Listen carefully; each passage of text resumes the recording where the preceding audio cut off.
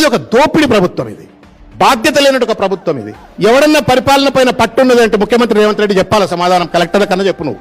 On what ground? Sharada Peetham దగ్గర భూములు గుంజుకుంటామని చెప్పని నోటీసులు ఎట్లిస్తావు? గుంజుకోవడానికి బుల్డోజర్ని ఎట్లా పంపుతావు? పిల్లలు పొద్దుగాలనే మళ్ళా హరీష్ రావు గారు పోయిన తర్వాత తప్పైపోయింది అని చెప్పని నువ్వు ఎట్లా రిట్రీట్ అవుతావు? టీ హబ్ లో, టీ వర్క్స్ లో రిజిస్ట్రేషన్ కార్యాలయాలు పెట్టచ్చు అని చెప్పని జీవోలు ఎట్లిస్తావు? తెల్లారి పొద్దుగాల మొత్తం సిటిజన్స్ అంతా పెద్ద ఎత్తున గగ్గోలు పెట్టంగానే no we made a mistake అని చెప్పని ఎట్లా రిట్రీట్ అవుతావు? పరిపాలన చేస్తున్నావా, పరాచకాలు ఆడుతున్నావా? నీకు పరిపాలన చేత కావట్లేదు అనడానికి ఇది నిదర్శనం. ఇది పరిపాలన పైన పట్టు లేదనడానికి ఇది నిదర్శనం. ఇది పరిపాలనను రివ్యూ చేసేటువంటి సోయి లేదనడానికి these are all the indications and reflections.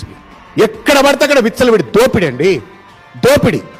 Lagacharla విధ్వంసాలు, వెలుగుమట్ట Khammam విధ్వంసాలు, Gandhi విగ్రహం పేరు మీద దోపిడీ విధ్వంసం, 5,000 కోట్లతో 1,50,000 కోట్ల రూపాయల ప్రాజెక్ట్ అని చెప్పని అదాన్ని కట్టబెట్టి అక్కడ దోపిడీ చేయాలా? మళ్ళా ఇండ్లను విధ్వంసానికి గురి చేయాలా? ఏం పాపం ఇది?